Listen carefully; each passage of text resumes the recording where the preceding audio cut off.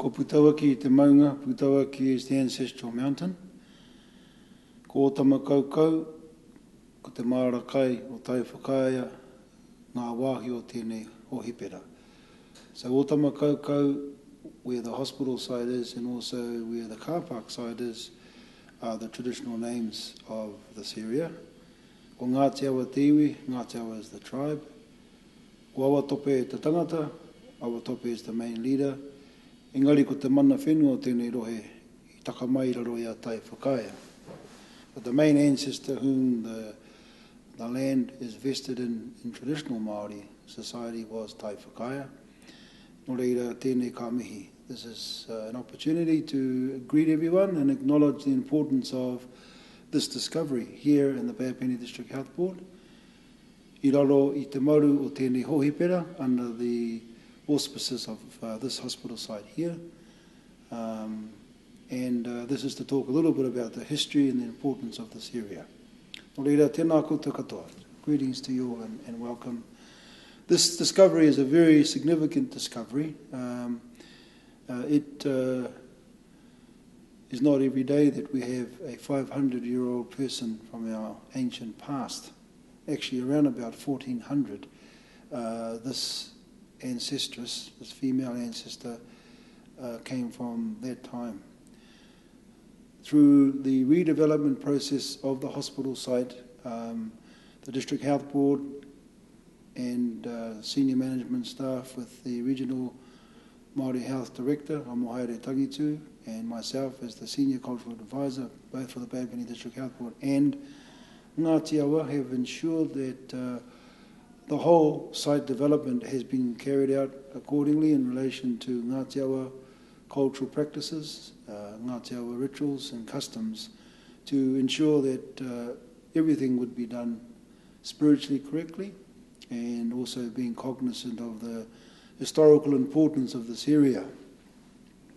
So this site that recently has been revealed to us is called Te Marakai o Tai Whakaia. So it is the cultivation gardens of the ancestor Tai Whakaia.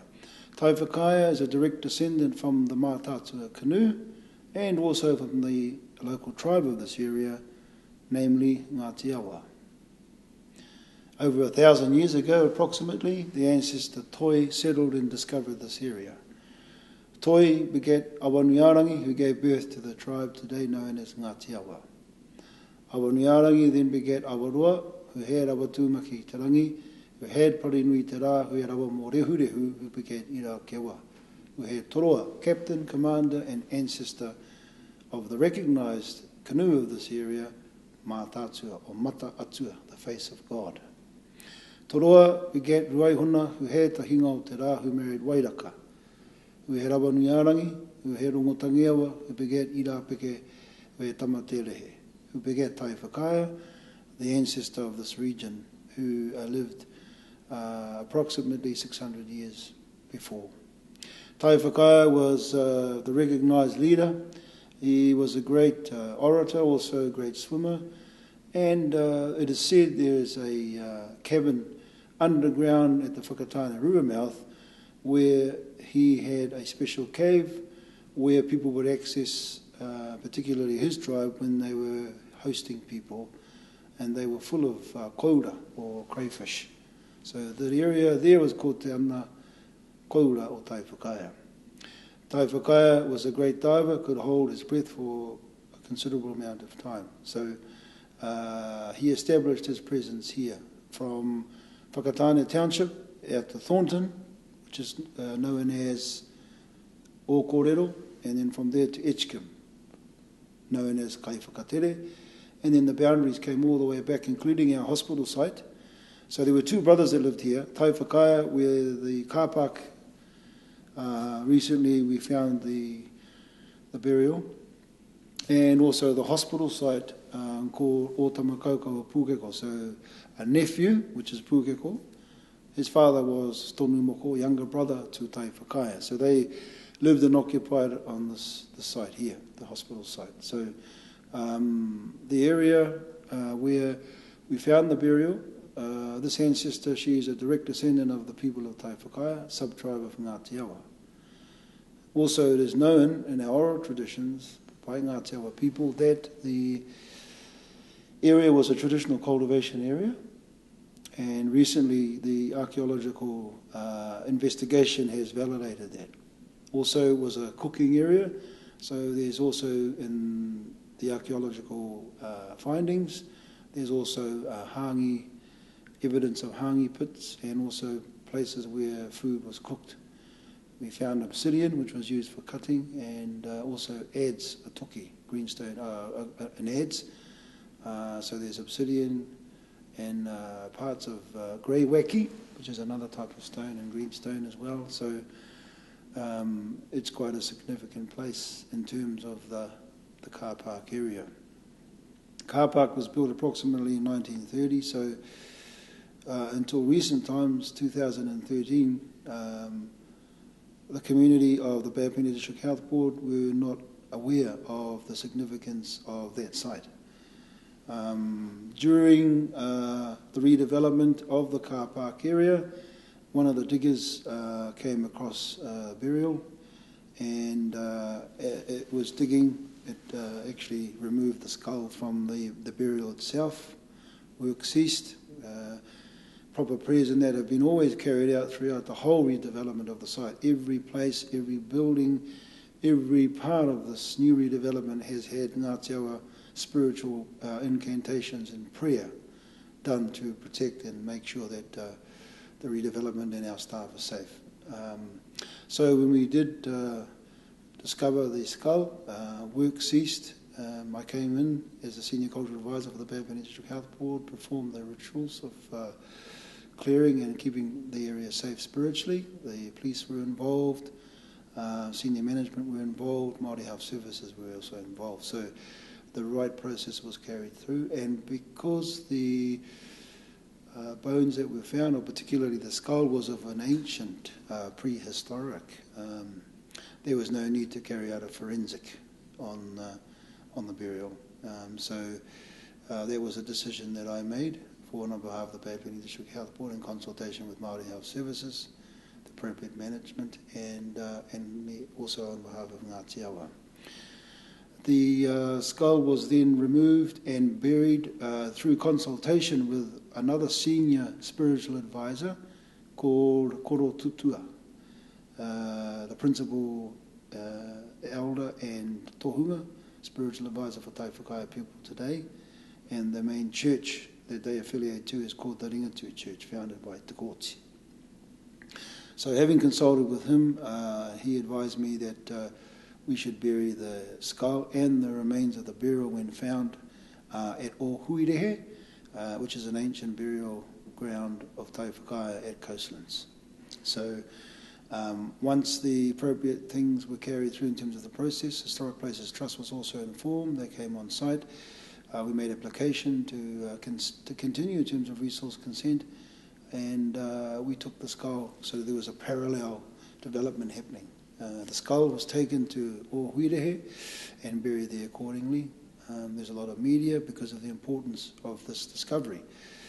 To my knowledge, this is the first hospital ever in the history of New Zealand where a 500-year-old burial has been found as part of the hospital redevelopment. So it's quite special, it's very historical, spiritual and significant to us here.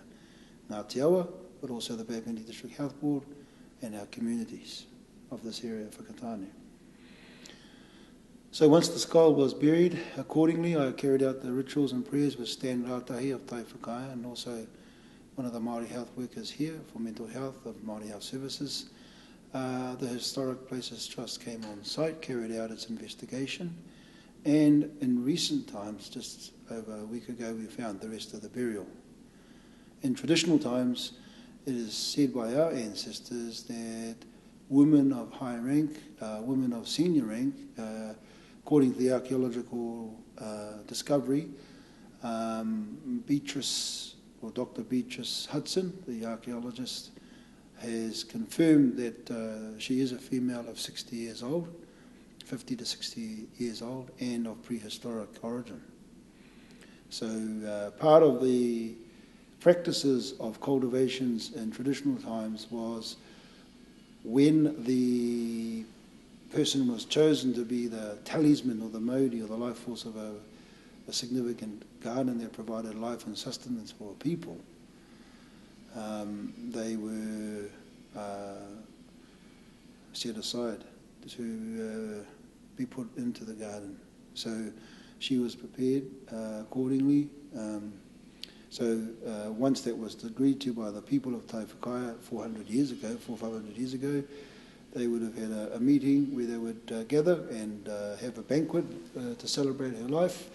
Then she would do a declaration of what she wanted in terms of the will and testimony verbally about where her things would go, and then she would pass on. And so she did. Then they would have had a ceremony relating to embalmment, spiritual prayers to release her soul and spirit. And they would rub her with shark's oil and red ochre, which is preserving the skin.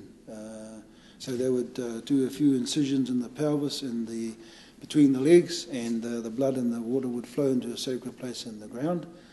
And then they would set her up in the fetal position so that over a week or two, depending on the relationships that she had, people would come from far and wide to pay their last respects.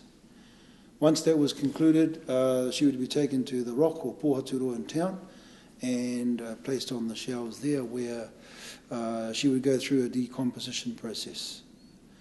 Ma te popo, ma te huhu, ma te hane hane. Through the natural process of decomposition, the birds and the insects and the maggots would eat her body and return those things that have come from nature in terms of the physical structure back to the earth. The last stage of her journey would be the pihe, which is the rites that were performed over the exhumation of her bones. They would be washed, and then she would be carefully placed, like she was, into a womb shape in the ground and compacted in there into the fetal position, which she was, recognising her being birthed from the land and returning back to the spiritual afterlife. She would become then the guardian and protector and the spiritual life force of the mauri of the garden and this area. So when the archaeologist came on site, I performed the prayers, and first time since 500 years when she was put into the hole on the ground, she was removed. Took 2 days, and then the bones in that were examined.